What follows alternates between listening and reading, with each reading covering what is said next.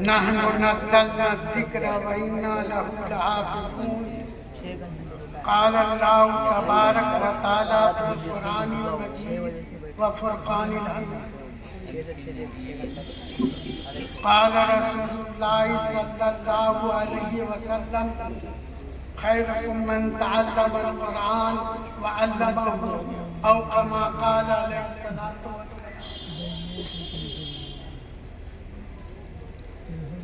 मेरे उलमाए कराम, हुफ़्फ़ाज़ कराम और हाज़िरीन जलसा, आप समझते होंगे मियाँ मौलवियों ने इतना वक्त ले लिया, अब ये भी बुढ़ा बैठ गया। मैं कोई वक्त लेने के लिए नहीं आया, मैं खुद ही मरीज हूँ। शबाब इश्क में आग थे हम, अब हमारे हालत ये, समझ गए ना? इसलिए मैं क्या कहूँ, यहाँ कुरान की फजीलत सबों ने बयान कर, बड़ी अच्छी बातें उलमा ने की, लेकिन जो हजरात उलमा स्टेज पर बैठे हुए हैं उनसे मेरी मुअद्दबाना अर्ज़ है कि जहाँ कहीं भी जलसे में जाएं वक्त का ख्याल करते हुए तकरीर करें, किसी की हक तलफी ना करें, ये भी हक तलफी। कितने उलमा बाकी रह गए, ये भी हक तलफी है। आपने क्या समझा? आलिमों ने बुखारी शरीफ कुरान सब पढ़ करके ये समझा है कि हक तलफी से किसी की गरेबान, यही हक तलफी नहीं है।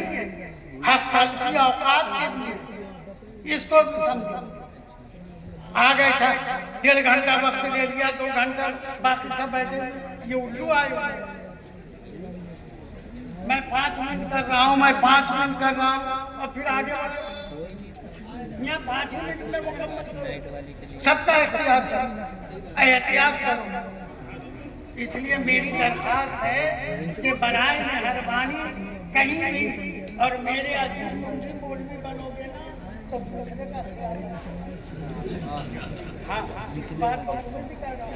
और हाफिज बने हो ना तो मैंने आपके सामने क्या किया,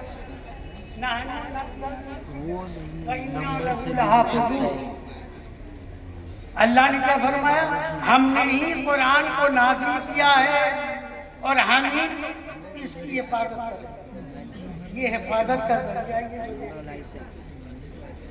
आज तक बता दें, किसी भी कौम के अंदर किसी नबी पर जो किताब नाज़िल की गई है, तौरात और इंजील, तीनों में से किसी में कोई हाफिज हुआ? कहते हैं कि सिर्फ तौरात के उज़ैर अलैहिस्सलाम हाफिज कुरान, हाफिज तौरात, बाकी कोई नहीं। ये अल्लाह ने जो जमानत ली है ना, उसका ये समरा है, उसी का ऐलान है कि हमने ये छोटा सा बच्चा है ना, जब इसके दादा सुनाने के लिए खड़े होंगे ना, और जब वो कहीं इधर से उधर 27वें का मामला ये है कि 17वें पारे में पहुंच जाएंगे तो पीछे से लुकमा देगा, नहीं यहाँ ये 27वें में, आप 17वें में, ये क्या है? हिफाजत का वादा, अल्लाह हिफाजत का वादा कर, और ये क़यामत तक करेगा, होते रहेगा। दूसरी बात एक और है, कहोगे फिर तुमने एक और कर, दूसरी बात एक और है कि जहां हर तालीम के लिए एक वक्त मुकर्रर है और तालीम के लिए एक ग्रेड मुकर्रर है, कुरान के लिए कोई वक्त मुकर्रर नहीं। दादा भी हित कर ले, पोता भी हित कर जी, सबके लिए। और आप इंग्लिश पढ़ाओगे ना, इंग्लिश पढ़ाओगे, कॉलेज में पढ़ाओगे, सदर जमहूरिया बनाओगे, कुछ भी बना दोगे उसको, लेकिन उसके अब्बा को कोई फायदा नहीं होगा। लेकिन कुरान का हाफिज क़यामत के दिन 10 लोगों के जो है ना, जो जहन्नम वाजिब हो गई होगी, उसके लिए मामला ये है कि ये वहां से छुटकारा दिला जन्नत में। जी 10। और वालिदैन को क्या होगा? नाज़रा पढ़ाने वाले को क़यामत के दिन नूर के मिंबर पे बैठाया जाएगा। इनके वालिदैन ने अपने बच्चों को, ये वालिदैन ने कुरान पढ़ाया। हाफिज़ कुरान के लिए क्या होगा? जन्नत के मंजिलों पे चढ़ते जाओ, कुरान पढ़ते, आखिरी मंजिल मैंने जितना के बनना। मुफस्सिरीन ने इससे बयान किया है कि जन्नत की मंजिलें कितनी हैं जितनी कुरान की आयतें हैं। 6000। ये ले जाएंगे अपने बारे में। ये बताओ, इंग्लिश पे इतना खर्चा करते हो, उसके लिए भी कुछ किया है कि तुम्हारी औलाद कुछ करे? नहीं, कुरान पढ़ा दो, कम से कम नूर के मिंबर पर तो होगे। बस यही कहना है।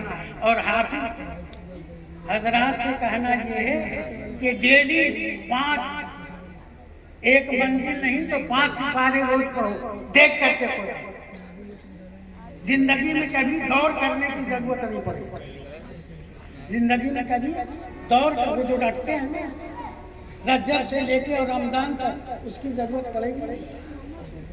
आज से सुबह आने से शुरू करो, 5 सिपारे रोज देख करके पढ़ो।